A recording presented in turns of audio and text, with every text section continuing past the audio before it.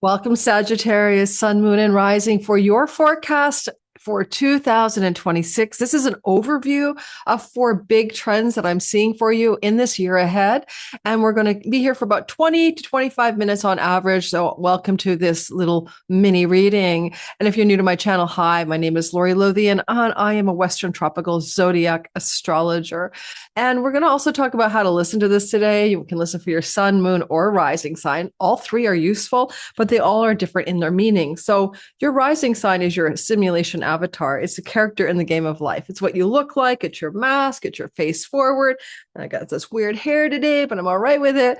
And what I say about it is you are, walking through life playing that role. That's your ascendant and rising sign, same thing. But when you're listening for your rising sign, it's often very circumstantially accurate. Like it really does define a lot of life events. When you're listening for your career path and purpose path, you're listening for your sun sign, but it's also the deep essential you, the one that plays the character, right? Like the actor that plays the character. And then finally, your moon sign is how you think and feel about your life, and then also your home and matters to do with your nest and where you live. So we're going to talk today about your perspective in the year ahead. You can listen to all 3 with an eye to those ways of listening. And if you want to get a little handle on timing 2026, I have 2.5-hour videos almost for each sign. Some of them are 2.5 hours, some are 2 hours and 45 minutes, some are 2 hours and 15 minutes, but there are videos for your sign. And they're for sale. Look below on my channel. They're for sale. They're my yearly fundraiser to get equipment, hire staff, create a scholarship fund for students to study with me who can't afford it, and on we go. And we still have it. We're keeping it at the December price into January, so it's still on a sale price. Check it out there. You can get 12 videos, or you can get your individual sign. And these are videos that you can watch or download. And you'll have a PDF with links to that once you buy.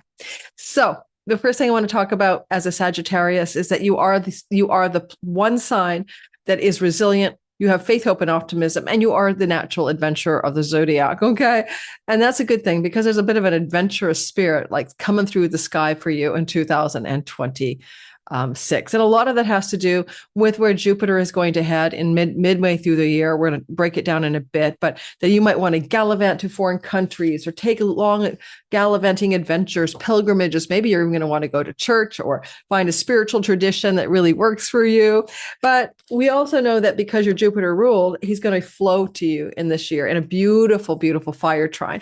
And he's going to bring you some significant blessings. It can even improve your health, improve your wealth, your joy, your happiness. So I like this story for you. It's a happy vibe for sure. And we're going to be drawing an archetype card to start, just to say what's the main archetype that you're living through in this year.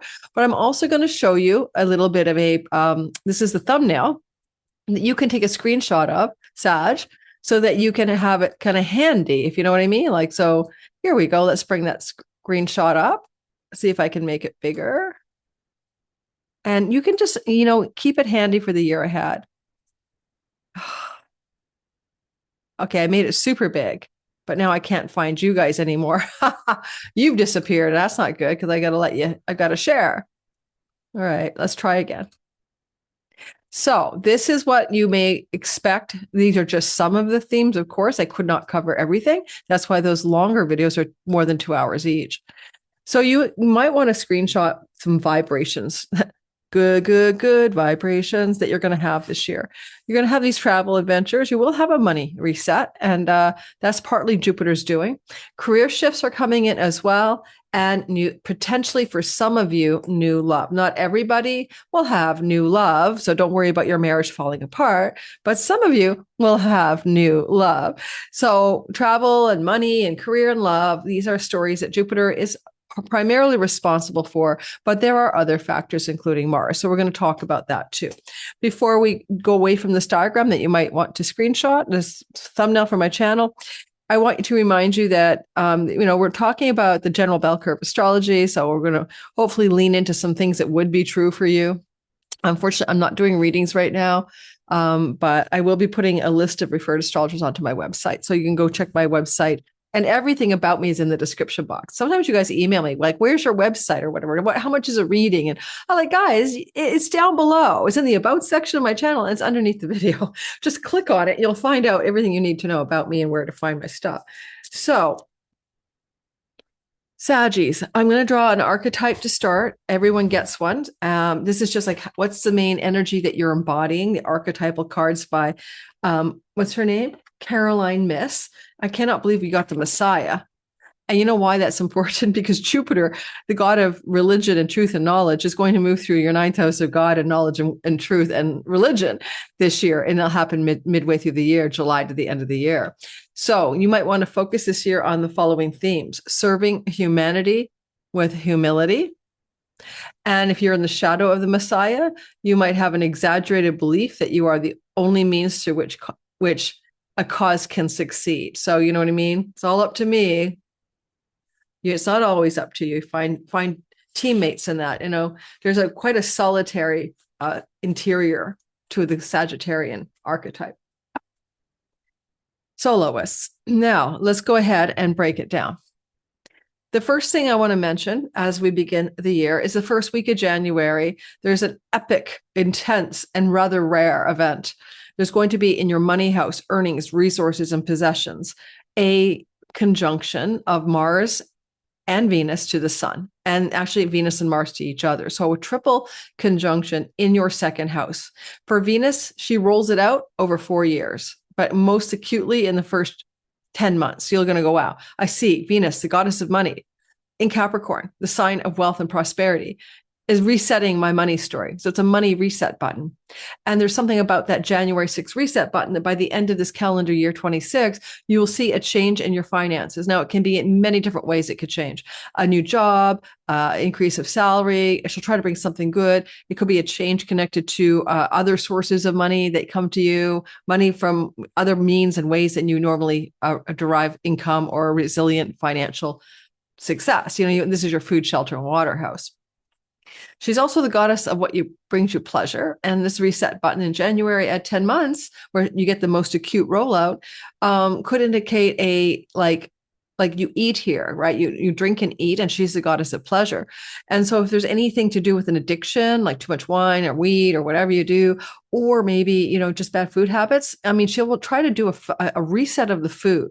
Now, she could do a reset of food or addictive substances here, but what makes her super strong in doing that for you is Mars. Mars rules your house of addictions, your 12th house of self-undoing. He's going to be holding her hand as she goes into the sun's heart and says, let's do this together. So one of the biggest things I see for Sag is if you have a bad habit, oral habit, inhalation habit, this is going to be one of the best times in your life to cut those things out of your life. So definitely do dry Jan, but it's going to have more intensity to succeed in a way that has not normally been available to you. All right. Especially given there's a sextile to disciplined Saturn at the time of the conjunctions, a whole sign sextile. The other thing I want you to know about that is that it also is a part of the chart that represents your facial appearance. And Mars is surgery or lasers or dermabrasion or injectables. And Venus is the beauty and the refinement of beauty. And Capricorn here is also about age. It's one of Saturn's signs. And so if you are looking in the mirror and thinking you look too old, there's a possibility quite a few of you might consider a facial rejuvenation process. And that could be true over the next 2 years. All right, not just this year, because Mars is resetting on January 9th. And that promise is a 2-year narrative. It's actually a little bit like 26 months for the fullness of it to come to fulfillment, or it can unfold over up to 2 years, right? This is don't forget, money, food style, facial appearance, teeth, dental work, beautification. This reset button is in this combination of events with Mars here. This Mars type of reset button with Venus co-present right beside him last happened in this late December of 1993 for Venus. And then Mars, it was in the month of January. But the real point of that is that means that all of 1994 and all of 1995, you were experiencing a similar type of reset button. Facial appearance, money, dietary habits, quitting addictions, the whole thing. Go back to that time and see what you were up to. And if you made money in a new way over the 2 years that followed, let's say January of 2000, take it simple, January of 2020, January of 1994, then this is back, but it's different than last time. And the main difference is that we also have a Jupiter blessing. Jupiter is witnessing this and offering up something good. Jupiter is eyeballing it from your house of chunky money. Now that's inheritance, it's sale of property, investments in the markets. It's money from spousal separation and divorce agreements and asset divisions. It's money from your in-laws. So all of that energy is going to be about money. And there's no doubt about it. Jupiter is Santa Claus and fairy godfather, exalted in your chunky money house, the money that you don't make in a job. And yet there's a reset button in any way money can come to you, because your second house is your wallet, your pocketbook, your savings, your possessions, a car, a home, a nice sofa. It's a big deal. You're having a nice reset button here. And so whatever it is, it looks good on the money front. So we did talk about money because that's probably the most intense part of the sky and also the most rare. So any of you who have been fretting about money or worried about money, I don't think you need to. I think there's going to be some significant positive changes in your finances in 2026. The best of it is probably showing up before July. And the reason is Jupiter is in the chunky money house until July. All right. So you have more money momentum and shift in the first 6 months of the year. But the Mars promise can unroll out for 24 months. So there's more to come even after Jupiter leaves your 8th house. Now, the next thing I want you to notice this year is that Jupiter's your guy, right? You've got to pay attention to him. So he has been in your 8th house since last June of 25, and he leaves in July of 26, so June 30th of 26. And, his attempt here is to increase your fundamentally your money and your wealth. But if it didn't happen yet, it can still happen. And here he also can be very good for you wanting to be learning or studying something to do with the occult mysteries, like tarot, numerology, astrology. And it's also good for spiritual alignment and spiritual renewal and spiritual depth, like coming into a kind of death and rebirth of who you are and becoming someone new in the world. It's and that story's been playing out since June of last year and continues to July of this year, this sense of renewing yourself by doing something to completely dismiss or let go or surrender an old egoic identity and to birth a new version, like a butterfly from a cocoon into reality, a new identity. As Jupiter, your guy, moves into your 9th house of God, this is an invitation for spiritual depth, but through knowledge and wisdom. And so sometimes you end up joining a church, following a spiritual teacher, reading spiritual books. And that can even include in the modern day self-help or motivational books or human consciousness type stuff. You know what I mean? Like The Secret, anything that's like spiritual bodies of knowledge and wisdom are at your disposal. And there's a lot of times when Jupiter travels through the 9th house that you come into a spiritual teacher or guide. It can be a therapist or a mentor or a coach as well, or literally a spiritual guide or teacher coming your way and maybe becoming even like an old-timey disciple of some spiritual teacher. This is an invitation as Jupiter moves into your 9th house, which is, July of 26 to July of 27, more or less. This is an invitation for also teaching or learning. Sometimes this will propel you to want to get into a college or a campus or university setting, to dive into being in courses that are definitely longer than a weekend workshop, so you can become a student of a body of knowledge. Now, when he was in your chunky money house, I should have mentioned like that June of last year, 25, to July of 26. I want to mention that you went through this before. The dates were like June of 2013 to July of 2014, or July of 2001 to August of 2002. So you've been through that chunky money, resources, investments, and inheritances, spousal separation money, whatever. You went through that kind of stuff twice before. I just gave you the last 2 times, right? But this is also very different in the sense that we have that Capricorn stellium of a triple conjunction as Jupiter still finishing up your 8th house, and in your 8th house of that chunky money, Jupiter will move direct. I'm going backwards, guys. Jupiter will move direct on March 11th. So I want to tell you that money gets good, lucky, and better for selling property, buying property, investments, inheritances, and all that chunky money stuff March 11th to July. That's a really nice money time for you. If you want to invest in a stock, you can do that with Jupiter's protection, or your investments might start suddenly growing, like the markets are bouncing back or something like that.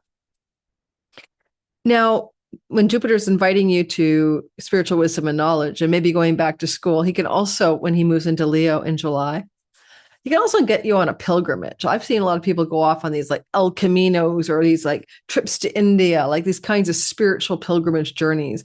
And so this is a call for that as well, if you're into that kind of thing. If you want to publish a book, this is a book publishing house. This can also be a podcasting house. So publishing and podcasting energies are given luck, expansion, growth. They're up leveled, right? And as Jupiter travels your very lucky ninth house, right?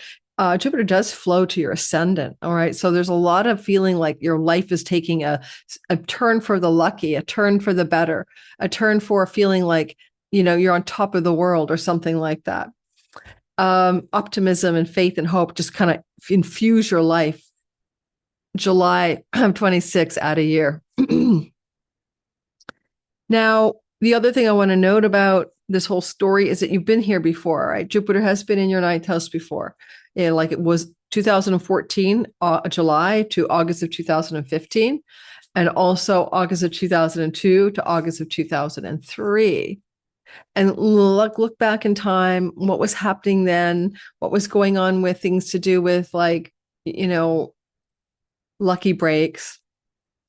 Because Jupiter's in a position in the ninth house that the gains of his transit go to the career house, there's a possibility that, so for some of you, this is a career opportunity year, mid 2026 to mid 2027. Did you have career advancements and lucky opportunities at all in August of 2002 to 2003, or July of 2014 to August of 2015? And there's also a potential for work opportunities being generated from foreign people, foreign companies, and foreign places as well. So that's, if you're looking for a job or looking for work, I can double down on a little bit of foreign land work as well, with Venus's star point in your 12th house in the fall. So a lot of you might be moving over the course of this year towards some employer or company or situation to do with work and foreign places.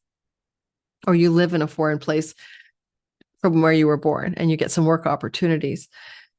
Now, with Jupiter in the ninth house, he could bring grandchildren. And if you want grandchildren, like, kids are like making babies, we're going to make babies. That's great. That's a grandchildren transit. Okay. And you could very well, with the Venus, energy here as well, like, well, let's like make it make sense for you. You could, because if Venus star points in the second, you could find yourself pregnant yourself, but then that would be something that you might not want. Mars and Venus together mean, do we want to terminate a pregnancy or not? So be careful. Otherwise, I think you could be coming into some significant grandparenting energies between July of this year and next year, 2027. I certainly say learning and travel, two things that you should think about doing this year. We want to move on to the next story, which I think is going to be about whether or not, my brain just went offline. Talked about the money, talked about that, talked about this. I literally had like complete brain loss. So let me go back to my own slide because I forgot what the last thing was that I told you guys about. What was it? You won't see it, but I'm looking at it again. Yeah, I'm trying to remember what I promised I'd talk about. There was many things I could talk about. I talked about travel adventures. I talked about the money reset. I talked about career shifts. I did a little bit anyway. And that's because when Venus is, excuse my language. Venus's reset button in your money house, right, can absolutely bring you a new source of money through a new career direction, especially since she rules the gains of your career. All right. So the last area is love. Let's talk about the love stories. All right. Not everybody gets years in which love stories are shifting, but you do this time. And that is because first of all, you got a chironic wound in the house of sex, romance, and love, or children. So chironic wounds with your children, like this, bad connections with the kids, things have gone south, that you don't feel like your kids love you or something like that. Now, that could have been happening since 2019.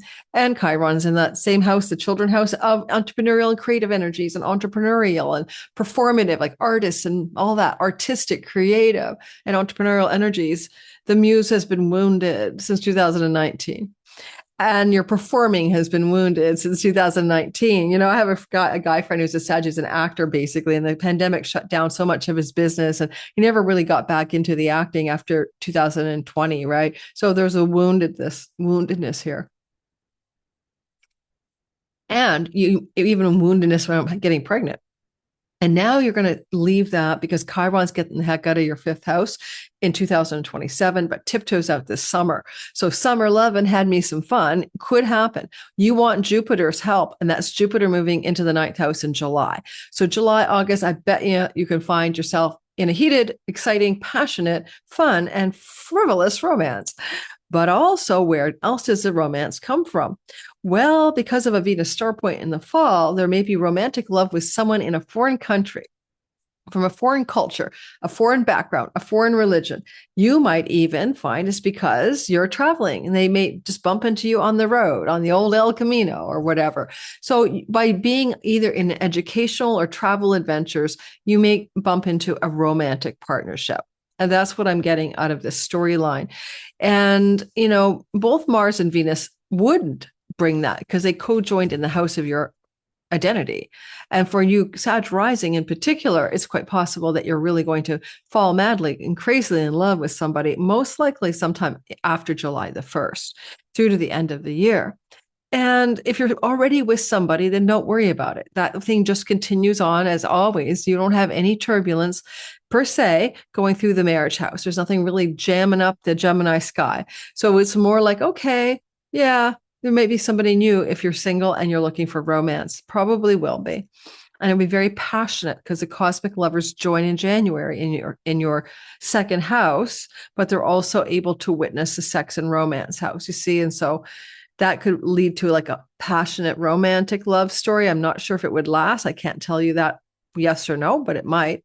With the South Node, North Node axis moving midsummer in July through your learning and travel axis and sextiling your romance and commitment, a part of the chart, there's definitely the possibility, though, that you could be getting into a love story that's fated and destined, but also maybe involves travel, maybe involves journeys abroad, maybe involves bumping into each other's spiritual settings too, like spiritual community, the ninth house, anything to do with coming together for knowledge, wisdom, or spiritual community. It's funny, I've just thought, what about coming together because you have a book club? You know, we're all going to read this book here, the Bhagavad Gita, and there's your significant love across the book room, you know, in someone's living room. All right. I think that's what I have for you. These videos are not meant to be more than 25 minutes long. Some of them might be, but, you know, I can't be perfect on getting everyone's timing right. I'm going to grab a card for you to finish up. I don't feel like you're supposed to have the crow deck, okay? Let's pick a deck for you guys. We're going to get this power deck, I think. And the reason is that Jupiter is like a guru. I got my sweats on today. This is my like slumpy outfit. This is the power deck. And it's about spiritual shit, okay, by Lynn V. Andrews. But because of Jupiter moving into your ninth house, guys, I mean, if you're not getting coached, guided, or mentored, you might be getting gurued, right? And so let's take a look at that. I should also mention, if you have a court case or court and legal matters that you must address, Jupiter brings you luck. The judge loves you. The courts love you. The alimony spousal support thing works out in your behalf. Like whatever it is, you know, legal and court matters involving legal judges and courts, visas and passports too, work in your favor. Say you want to get a passport somewhere. Say you want to get a passport or a visa or whatever. Normally it's a big, difficult time. And yet all of a sudden you get, you know, turnaround time, 2 days. Okay. So you got the white and the medicine wheel, north, strength. Okay. I'm going to show you the picture before I read it. Okay. There's like a Buddha in the woods. You can't make this stuff up. Okay, the person who upsets you most in your life, Sagittarius, is one of your best teachers. If that person can get inside your head, turn you around, and confuse you, you know that you still don't understand what you're doing. You need more strength. Learn by seeing in 2026 that your life is a teaching. Like the red lotus healing, it's pain in inner solitude. Gain strength from entering your wounds and learning from them. The magician remembers the trial and takes a different step, takes a different one. Oh, sorry. The magician remembers the trail and takes a different one. Even more, even if it is a more difficult one. So, yeah, okay. In this way, you create your own path as you build strength from it. I want to add that when Mars and Venus co-join together in your second house and square the romance house, they're also going to be with Mercury, the Lord of your marriage house. And so if you have any wounds around even past long-term committed love relationships, romance, falling in love, sexual stuff, I mean, I would say that this is one of those years for that to really heal, thanks to Jupiter's trine to your fifth house of romance. So let me know how that goes and whether any of this resonates with you. Thanks very much. Check out below. I have my Pluto Chronicles. It's free. It's my weekly and monthly write-ups about world astrology. I have, my Patreon community where I'm teaching astrology, and you get all my YouTube videos, early access ad-free, and many more things about me in my description box below, including there's a join button here for my channel now. If you want to be a member, you get some live streams with me every month and more, and teachings and topics that are more controversial that I can't address in a public monetized video. All right, take care. Bye.